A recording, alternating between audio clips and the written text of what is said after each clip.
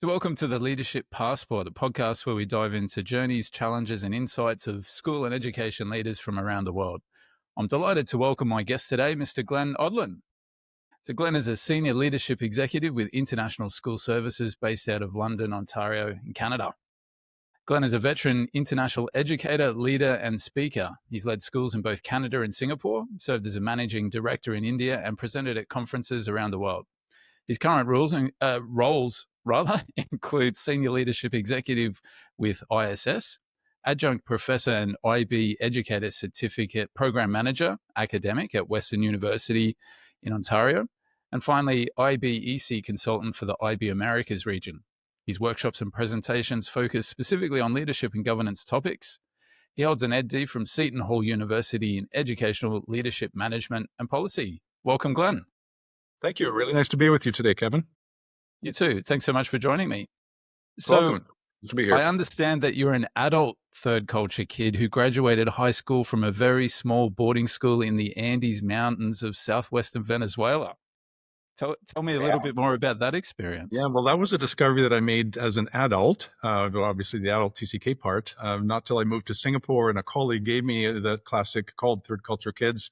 And it just put together so many of the experiences that I'd had as a child growing up, understanding our family dynamics and some of the things that we experienced, which of course weren't studied, didn't have a name back then, and it was really quite a profound insight into what we'd experienced as a family and growing up. That it certainly applied quite directly to the work I was taking on as the leader of an international school in Singapore. So it was both very personal, but also had strong professional ramifications for me as well. Amazing.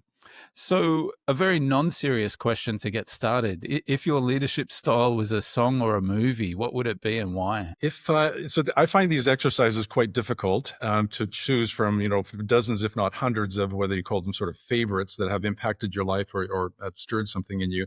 But I do appreciate the sort of the focused discipline that you're imposing on me, Kevin. And I would reach to my all-time favorite band, U2. And cheat a little bit by using two songs that have two different kind of impacts. And the first of which is a song called One. My favorite version of that song is one that Bono does with Mary J. Blige. And it's just something beautiful to me about these two really powerful voices and very strong, kind of larger than life people who are singing about unity. And some key lines from the song are, we are one, we are not the same, we carry each other. That whole notion that we're very different, but seeking unity is so crucially important, and finding ways to support each other and carry each other as they list there. That's, I think, one of the sort of the outward facing focus of my leadership has always been to look for ways to make sure that we do find unity and find alignment in the differences that we have in these very disparate communities. The inward facing one is better captured by a song called I Still Haven't Found What I'm Looking For, a classic from the Joshua Tree. And that's the sense of never settling for sort of where you are. And that's something I found to be really important in my leadership journey, to not become complacent, to not feel like you've arrived, to not feel like you've figured things out and you've got all the answers. And even in spite of the decades I've been involved in this, it's that sense of the quest, staying alive and wanting to make sure you keep still looking for how to become better, how to learn, and how to experience, which is never going to end. So talking about, you mentioned your leadership journey. What inspired you to become an international school educator and leader? Well, certainly I think I knew all along that as a child, I appreciated but didn't really understand the benefits of what I'd experienced. I think that's a common thing for children. But as an adult, I realized that there was a big world out there. And, I knew that at some point I was going to need to. And I think it was fueled by that sense of curiosity that we, as educators, you want to continue to learn. And of course, you can do so in the same school for your entire career. And, some people make a real, beneficial experience out of that. For me, it involved change. For me, it involved exploring different ways of viewing the world, engaging with people who had different world views and just different expectations about what school was supposed to look like and what life looked like. And that, of course, was best achieved in an international context. So it was only a question of sort of when it was the right time for our family to move. And when you think back through your leadership journey, has there been a defining moment at all for you, a sort of a pivotal point that was, instrumental in shaping your approaches in different situations? Several, as the gray hairs might attest to, I think probably one of the ones that sort of relates to what I've just been describing is that push to move overseas, which, it does require a significant investment. It's a calculated risk. It's all those things. And as is often the case, it was a profound personal and professional disappointment that really kind of was the nudge for me. I was at a school in Calgary, Alberta, just outside Calgary, and I'd been there for several years. And I'd moved into a position of leadership there as the high school principal. The current head of school resigned. I was encouraged to apply. It looked like I was going to be a shoe-in. I was, sort of going to be crowned as the next leader, and it wasn't. And it was really quite a shock and a disappointment. But what it did was made me realize then, okay, if it's not here, then where? And one thing led to another. And of course, my next role was as the head of school of the Canadian International School in Singapore. And it was fantastic and powerful. It's interesting to me how often those things that we avoid and dislike the most in life can have a profound impact. And in my case, it just opened doors that I probably wouldn't have otherwise done, just because of inertia, because of, you're settled and you kind of things are going well. So that really became a defining moment to catapult me into a much different context, that international school leadership setting. And we were talking just before we started here about your travel, just your travel commitments this year, all corners of the globe. And I wonder, through your time experiencing and working in different cultures, what your biggest learning moment within and throughout those experiencing different cultures has been? The first part is they continue, because I do think that as much as we may accumulate lots of experiences, it's the reflection on those experiences and it's learning from them. And of course, that just leads you to new levels and new realizations and understandings. But early in the piece in Singapore, I'll refer to one, and I'd call it an example of what many of you might be familiar with, that law of unintended consequences. That in trying to do one thing that is good and noble and, purposeful, you actually create other issues or problems. And for me, early in the piece and within my first year in that setting, I wanted to shift kind of the culture of input, to being one that was much more collaborative and that brought people in and asked them. We were needed to head into a strategic planning session, and I wanted to hear from all the constituents of our community. And so I would gather these groups of people and have these conversations with them.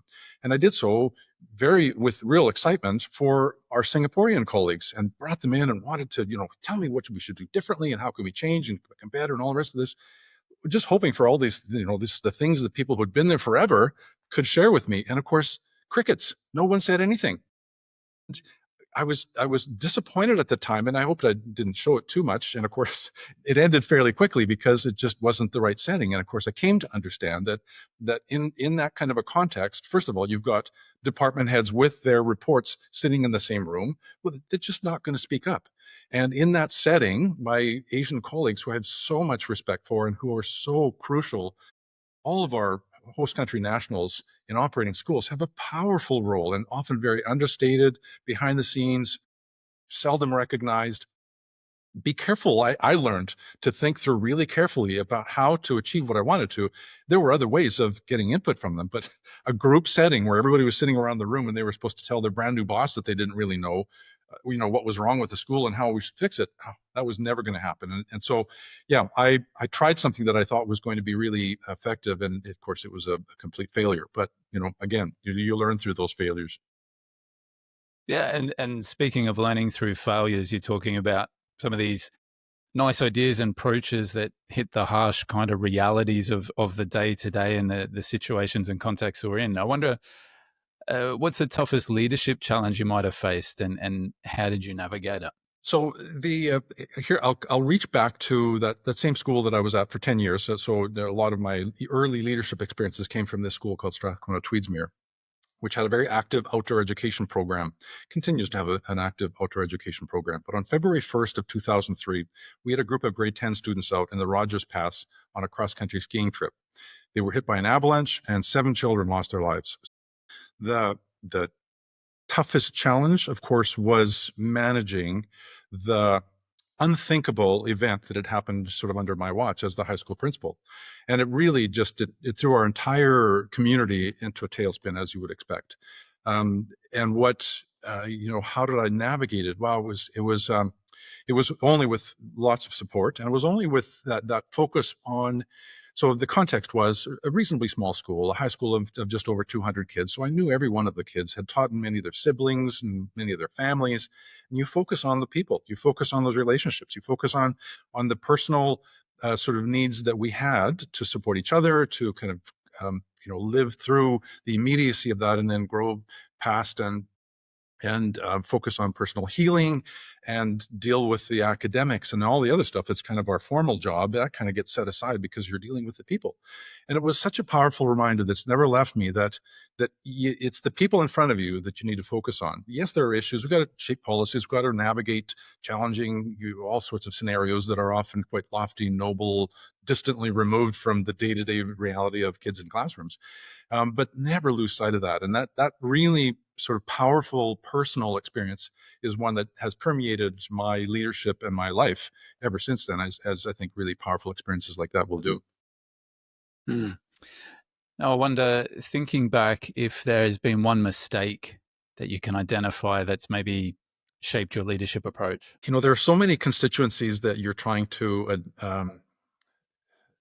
appease is the wrong word, but you're aware of sort of what people expect of you as a leader, and this is what you're supposed to do. And I'll reach back to, again, an early stage leadership mistake that probably has other manifestations, but this one was really dramatic to me because, again, it was such a bad idea that seemed like a good one at the time. We had a uniform, this same school that had a uniform policy, and it was, as is always going to be the case, kids stretch boundaries, test things like untucked shirts and variations on things. You're supposed to have only certain heel height. Well, they're going to be bigger. And I had one really long-serving member of the community who was a stickler for this, who came to me and said, "Glenn, look around you. We've got grade 12 prefects who are walking around with these massive heels on. What are we going to do about it? What are you going to do about it?" Of course, I run off and think, "Oh my goodness, this is a policy. We have to live up to this." So I called in one of our prefects and said, "Stephanie, I'm sorry, but I'm going to have to ask you to take off your shoes, and I need to measure your heel height." And she was just mortified because, of course, she was just an awesome kid, had no intention to be, flagrantly abusing any kind of policy. And what it pushed me to realize was to be careful about letting other people's sense of priorities determine yours. And it's not that you ignore policies in doing that, but maybe the better response was to revisit that policy and say, do we really need to? Is that affecting their learning? Is it, et cetera? So I learned through a hard lesson with, and because that really affected my relationship with, she was a grade 12 leader. We called them prefects there. And I was, as the high school principal, was really working closely with them. And that had a pretty serious impact on my relationship with her, and by association, lots of others too. So learning to navigate that complex constellation of expectations that people have on us, and to not ignore them, dismiss them out of hand, but to address them in ways that are more effective and more in keeping with what I think we really want to achieve, which is we want to have positive impact on our community and especially on our kids. And you're kind of talking there, sort of leaning in a little bit about decision making, and you have to make so many decisions in a day about how you're going to, whether it's managing or engaging with stakeholders, those types of things. How do you handle that kind of constant, tough decision making and decision fatigue over time? Yeah. Yeah, it can be a fatiguing process, to be sure. And I think one of the lessons that I evolved and I learned slowly over time was to define the parameters of each decision for a handful of key variables. What is the urgency, and driven by both time needs or impact or all that sort of thing? Does this decision need to be made right now? Is there student safety that's involved? And that heightens it. You may need to make a very autocratic decision that you just go with the best information you have at the time. Or do you have the time to step back and say, you think it's really urgent? It's clearly not. I'm going to think on it. I'm going to do some research. I'm going to find the right process, if you will, to make a decision. And I think that helps to keep you from facing this constant sense that you've got 10 decisions that have to be made in the next 5 minutes. And of course, that just addles most of our brains. You can't handle that. So the defining of the parameters gives you some space to be able to focus on what needs to be focused on, to set aside what can be set aside, to reflect on, etc. And it helps to mitigate that. But there's no question that it takes its toll on you and can lead to really burning out physically, emotionally, and lots of other ways. And I think you really have to find ways to safeguard against that, to be sure. Fantastic. And is there a particular leadership practice or habit that has changed the game for you? Let me refer to a powerful, a book that had a powerful impact on me called Quiet, written by Susan Cain. And she is an introvert who writes about introverts. And in reading that book, I realized that I'm actually an introvert, in spite of the really high engagement levels and really sort of public facing role that I occupied, that I'm an introvert. And to quickly grab it and why it was so important for me is that she defines the essence between introversion and extroversion is not what you can do and what you're good at, but the energy that it takes. So an introvert in the really public part of their jobs, it takes a lot of energy out of you and you've got to find ways to recharge. Extroverts are fed by that. So an extrovert in his free time is going to run out and find the nearest social engagement in another party or invite people in for that. An introvert, and what I learned in the practice that, became really essential to my kind of long-term well-being is that I realized that this was taking a lot of energy from me to do what I needed to do over the course of the week and into evenings, etc. And I set aside time every weekend to go and just read or reflect or write my journal or just do whatever that was kind of ironically in Singapore. I used to love to go down to Orchard Road, surrounded by people and, any number of favorite coffee shops, reading, working, doing whatever, being surrounded by people, but not engaging with them. And that was really different. So it was essentially offered a forgiveness for understanding why I was so exhausted after these things and not feeling like I was a failure. I can still do everything I need to do, but just it's okay. Just take some time to recharge, rest up, and understand sort of how you're going to be at your best. And she captured it so well in that book. And that was really kind of life-changing for me. So as we maybe cast our minds to the future now and the future of educational school leadership, how do you see international educational school leadership evolving over the next 5 to 10 years? I think one of the key features I see in the work I'm doing in schools in lots of different parts of the world is that I'll call them just kind of the demographics and composition of the school is changing. And if you think of its origins, international education was founded to address the needs of globally mobile expatriates who were typically Western, from Europe, North America, that sort of thing, or Australia, New Zealand, English speaking, kind of that sort of same cultural framework. And they would be, they'd be often associated with either industry or with government in certain locations. So we've got to find ways to educate them. And then became very much more popular for people who wanted to be educated in English. And so people sought it out for that reason. And what I'm seeing now is that many international schools are now just from economic variables and from sort of what's happening on a global sense, which is a different topic altogether. But the notion of international schools being primarily serving the needs of an expatriate community, that's really changing. And many of them are now being founded on the basis of wanting to provide a certain kind of education, but mostly for host country nationals, increasing middle class, disposable incomes, a change in, sometimes it's government driven. There are lots of governments who are looking for example, looking to the IB, they want to become more progressive in their educational practices. So really international education it's changing dramatically. And I feel like it's a good thing in many regards. Of course, we still need to be responsive to the needs of those globally mobile expatriates. But I mean, the more engaged we can be with host country nationals, the better we're going to be. And I think one of the things that we've done sometimes really poorly in the past has been to create, I'll call them silos, these little insulated communities where we are so insular, so focused on our own programming and kids and all the rest of it that we don't engage with and learn from and make connections with our neighbors, the people that are graciously accepting us into their country. So demographic changes within the community are going to change programs. They're hopefully going to relieve us of this burden to have everything offered only in English, to recognize that we still have some really strong kind of Western-based cultural frameworks and assumptions in our educational programming? How do we better acknowledge that? So I think we're going to become better as a result of it. But in a lot of instances, whether it's hiring practices, whether it's changing the nature of your contractual agreements with expatriates versus host country nationals, there are lots of complexities in how we navigate that. But I think in the long term, we're going to be better for this shifting landscape.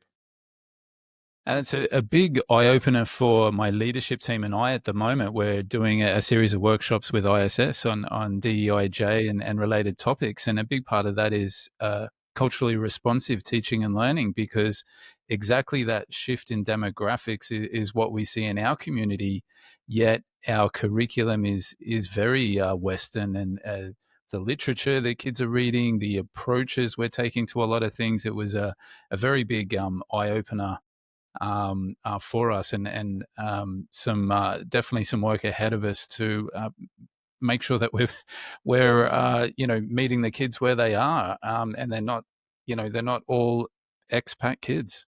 Yeah, good for you to lead that process though, Kevin. I think that is one of the things that we avoid because it's so hard and because there aren't easy answers and because they're long-term kind of, challenges that we face. But good for you. It's the struggle is what's going to make it a better school, and your educators better equipped to have a more positive and lasting impact on our kids. So, would you have one piece of advice you'd give to an aspiring school or education leader? Yeah, I mean, there's a lot of both literature and fanfare about kind of the coaching, executive coaching or mentoring, kind of that's happening on, in many different contexts and in lots of different ways. And I certainly subscribe to that. I think there is huge value in it. In fact, the piece of advice that I would give is really quite a simple one, and it has two sort of parts to it. One of which everybody hears. So, find a mentor is the first part. The second part is be a mentor. And that notion of mentoring is often comes with it, the sense that you're going to pick some wise person who's going to be able to give you all these insights and sort of a one-directional flow of wisdom. That's really not the case. I don't believe that's the most effective assumption to enter into this kind of a relationship. It's a conversation with the trusted person whom you can be really open with, and you can learn from each other. And that's what I think is the most important part of it. So even if it's just a one relationship you have, approach it from that perspective, but also then throw yourself open to being a mentor, whether it's, establishing a program if you're in a position to do so, or just being open to colleagues who have questions and who like to go out for coffee and discuss some really thorny issues that they're facing. And so whether it's formal or not, that notion of being a mentor, that notion of being a listening ear and a trusted voice to be able to help people in sorting through and becoming better at what they do because they have somebody with whom they can discuss these challenges. I think that's so important, and it just doesn't end. It doesn't matter where you're at. It doesn't matter how what your context is. You can always both learn from and share and help others to become better. And so I think it's just one of those lifelong things that when you start it, you'll get addicted to it. And I'm going to give you a bit of a shout out here, Glenn, because I know you're extremely generous with your time in this space, in giving back and helping out and lending an ear whenever it's necessary. It's it's incredibly valuable for those who need it. Well, thank you, and I do appreciate that, Kevin. And as I think I would say, it's been helpful to me too, and I continue to learn. So yes, I do appreciate your shout out. I just feel like I've been privileged in any of these relationships I've had with mentees or people in coaching. Yeah. So if you had a magic wand, what's one thing that you might change about international education or school leadership? Please tell me where that magic wand is kept that I might be able to find it. I would love to have one. Um, I've often referred to this experience that we're enjoying and have enjoyed as one of the best kept secrets of our profession. And I wish there was a way that we could, first of all, make it more well known that there's this world out there that you can become part of and that you can enjoy. and erase some of the challenges. I know often it's people who are worried about leaving a job that they want to come back to. So whether it's better leaves of absence, or whether it's just kind of assumptions that I couldn't do that, or whether it's, and I've certainly faced this too and heard about this, that when people come back to their home boards, wherever that might be, and they've been overseas for any number of years, and often there's kind of a sliding scale that if you've been out a couple of years, you're welcomed back. If you've been out 5 years or more, they kind of look at you like, not sure you're kind of, going to fit back in anymore. And I just think whether it's policy related or mindset related, I wish we could find ways for more educators and their families to experience what exists out there. And I think we'd all be better for it. And it's not that you need to make it a life career choice, but even for a couple of years, you will be a better person, a better educator, and the people you come back to and serve and work with will become better. And the more we could do that, the better off we would be. That would be one kind of major, that'd be my first step with that magic wand. Yeah, wouldn't that be great? And I always wonder about that because recruitment is becoming just more and more challenging, it seems, year on year. And yet, compared to some like local systems and jurisdictions that you talk about in countries, there are so many wonderful opportunities out there and some great packages on offer in schools around the world to, paying no income tax, have the school provide you a house or apartment, pay all the utilities, give you transport to and from school, global health insurance, pay for your children's tuition at a really wonderful school. There's so many really wonderful aspects about international education that are out there. It truly is. And so for any of listeners who are, tuning into this conversation, and if you've been considering it, I would so encourage you to take a look and go on and have a look at whether it's in, Search Associates or the ISS platform or wherever you're looking. Just have a look at what exists out there, because you're right, Kevin, it is remarkable. It's both, there are some enormous benefits to it in a sort of financial perspective, but even more so from my perspective, it's personal, professional satisfaction, fulfillment, enjoyment, stimulation. It's just so much that you can gain from that experience, whether it's even only for a couple of years. Go for it. Yeah, 100. Yeah, 100%.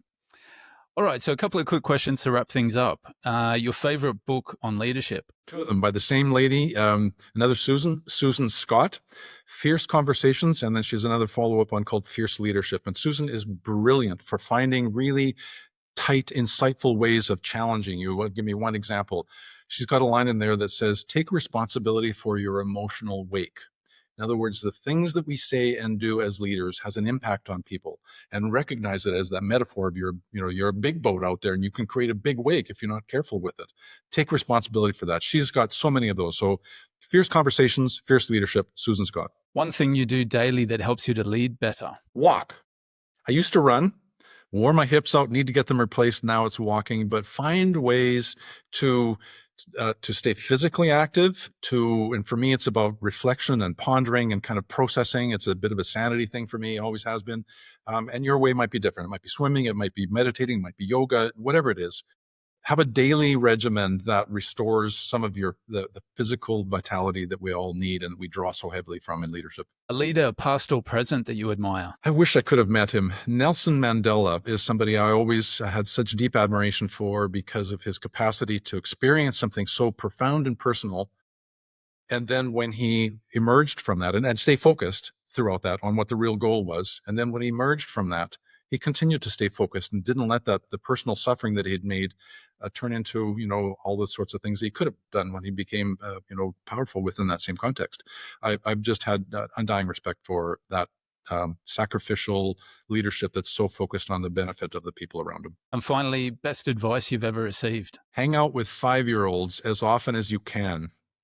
A mentor in the past who told me, look, whenever you're frustrated with the things that are going on, get out of your desk, leave that meeting, and go down and find the youngest kids in your school and sit on the floor with them. You'll be better off for it, even if it's only for a few minutes. And I think it's partly that whole sanity and refocus. But I think really the embedded thing there is that never lose sight of our kids, because we can become quite distant in our lofty offices with all of our challenging things that we need to address.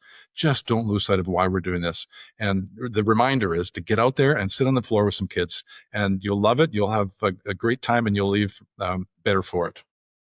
Yeah, you're rarely going to have a bad day if it starts off in preschool, are you? No doubt. All right. Well, thanks so much for joining me today, Glenn. I really, really appreciate it. It's been lovely chatting with you. Likewise, thank you for the privilege of doing so, and thank you for all the good work that you continue to do in schools and through media like this. Thanks, Kevin. Thanks so much for listening to the episode. If you enjoyed this conversation, don't forget to subscribe, like, follow, etc. Drop a comment below to let me know anything you'd like covered in upcoming episodes or suggestions for future guests. You can also connect with me on Instagram and LinkedIn.